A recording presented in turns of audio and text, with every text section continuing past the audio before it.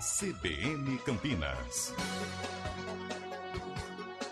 Apresentação: Sandra Lambert e Felipe Pereira. Seja bem-vindo ao avanço já desta segunda hora do CBN Campinas, desse 1º de agosto de 2024. A gente chama a atenção dos nossos ouvintes para um assunto que tem a ver com o agro, mas porque tem pesquisas também envolvidas.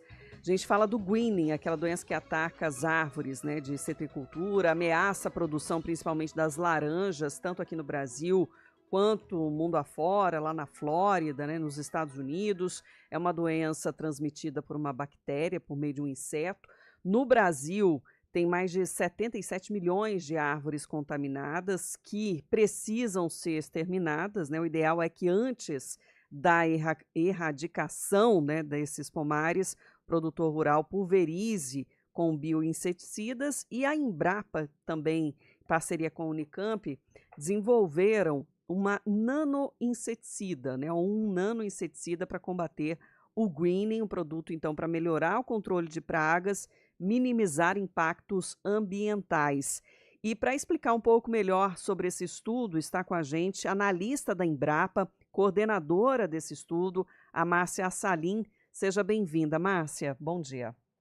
Bom dia. Vamos falar um pouco, né, da preocupação e da devastação, de alguma forma, provocados pelo greening. Existe essa preocupação, principalmente no estado de São Paulo, que é o maior produtor de laranja, né? Isso mesmo. O greening, né, é uma doença já bastante conhecida aqui no Brasil, né? Ela está no Brasil desde 2004 e ela atinge todos os tipos de citros, né? Laranja, limão, laranja-lima. E o grande problema dessa doença é o quê? Que ela não tem cura ainda, né? Ela não tem cura. A gente faz o quê para controle? A gente faz a exterminação, né, das plantas doentes, assim como você comentou, e a gente tenta fazer o controle do psilídeo, né, que é o psilídeo dos citros, que é o inseto responsável pela transmissão da doença, né, que é uma doença, como você comentou também, causada por uma bactéria, né, uma bactéria chamada Candidatus liberibacter asiático. Existe, então, a dificuldade de combater a praga e, por isso, a motivação para as pesquisas, né? E existem referências, né? E o que vocês trazem de novo? O que a gente traz de novo é assim, o controle do psilídeo, né? O psilídeo é o inseto. Como que é feita a transmissão da doença? A planta está contaminada com a bactéria, que é a causadora da doença. Esse inseto, ele é um inseto sugador. Ele suga a planta e quando ele está se alimentando da planta, ele acaba adquirindo a bactéria e ele vai para uma outra planta que pode estar saudável, né? E quando ele se alimenta dessa nova planta, ele faz a transmissão da bactéria, tornando essa nova planta contaminada também. Então, a ideia é o quê? É fazer o controle do psilídeo. Então, a gente pegou um inseticida que já é muito utilizado, né? O princípio ativo do inseticida é uma molécula conhecida como tiametoxam. É a molécula mais utilizada no controle desse psilídeo e ele é usado já em inseticidas convencionais. A ideia é a gente foi fazer o nanoencapsulamento dessa molécula. Para quê? Para que a gente pudesse proteger a molécula, né? Porque quando ela é pulverizada no campo, ela está exposta a alta temperatura, à luz ultravioleta, às condições de tempo, como chuva, né? E essa molécula pode não atingir o seu alvo no seu controle biológico. Ela pode ser degradada pela luz ultravioleta, ela pode ser lixiviada, né? Ela pode ser arrastada da planta indo parar no solo, na água. E a maneira de usar esse inseticida, a gente conseguiria, alterando a forma de usar esse inseticida, a gente conseguiria aumentar a sua eficiência. Aumentando a sua eficiência, diminuindo a concentração, a quantidade necessária. E o que a gente fez foi o encapsulamento, né, dessa molécula já utilizada numa nanoestrutura polimérica, né, que a nanoestrutura ela é o bilionésimo do metro. Essa nanoestrutura seria capaz de promover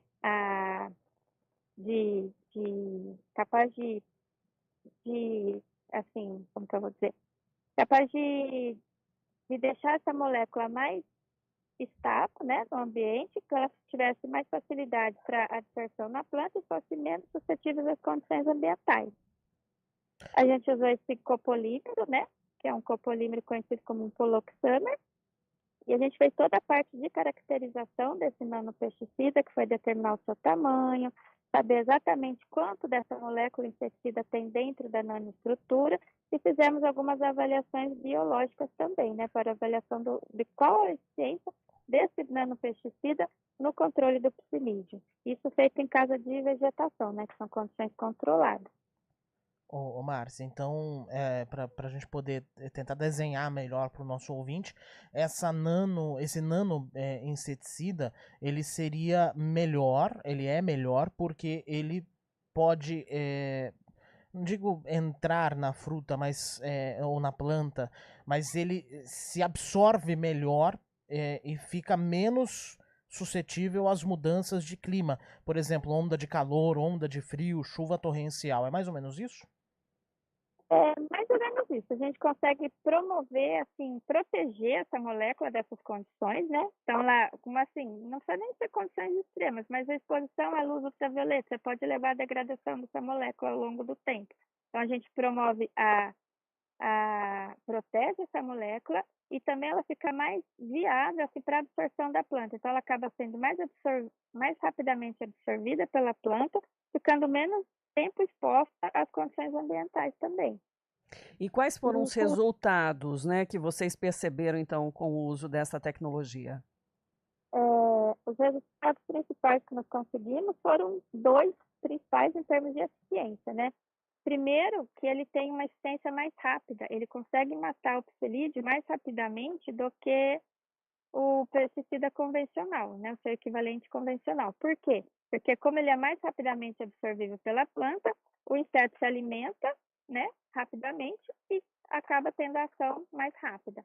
Isso é importante porque se o produtor ele identifica um psilídeo no seu pomar, quanto antes ele for eliminado, melhor, porque você tem menos chances de transmissão. Então a gente consegue num menor tempo eliminar aquele psilídeo, aquele inseto. E o segundo é que o segundo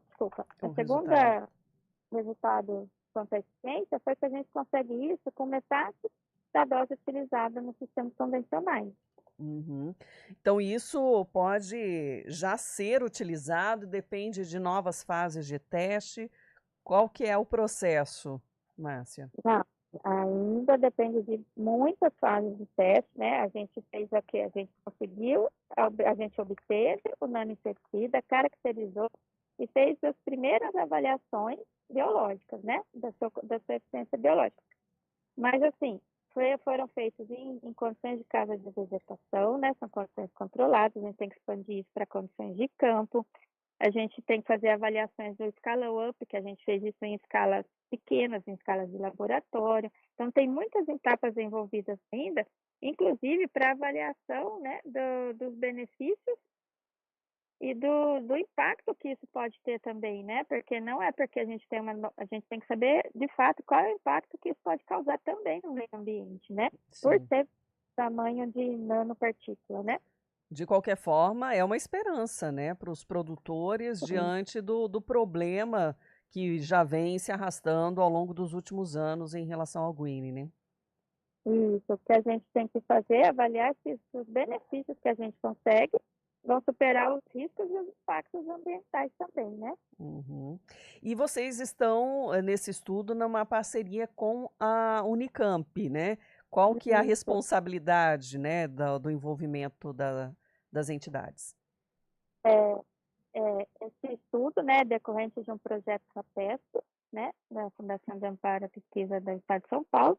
Ele foi elaborado conjuntamente entre empregados da Embrapa e professores da Universidade Estadual de Campinas e foi desenvolvido em parceria, né?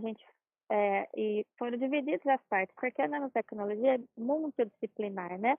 Então a gente envolve desde químico, agrônomo, a gente tem várias especialidades envolvidas. Então a gente usou o Parque Tecnológico da Embrapa junto com o Parque Tecnológico lá do Instituto de Química para poder fazer a síntese, a avaliação biológica e a caracterização do nanopesticida. Uhum. E eu agradeço por compartilhar esse conhecimento, esse estudo com os nossos ouvintes. Márcia Assalim, que é analista da Embrapa e coordenadora desse estudo relacionado ao combate, ao controle do greening e de outras pragas que atacam os laranjais, principalmente aqui na região do estado de São Paulo, que é o maior produtor de laranjas. Obrigada pela participação e um bom trabalho para você, Márcia. Obrigada, bom dia. Bom dia.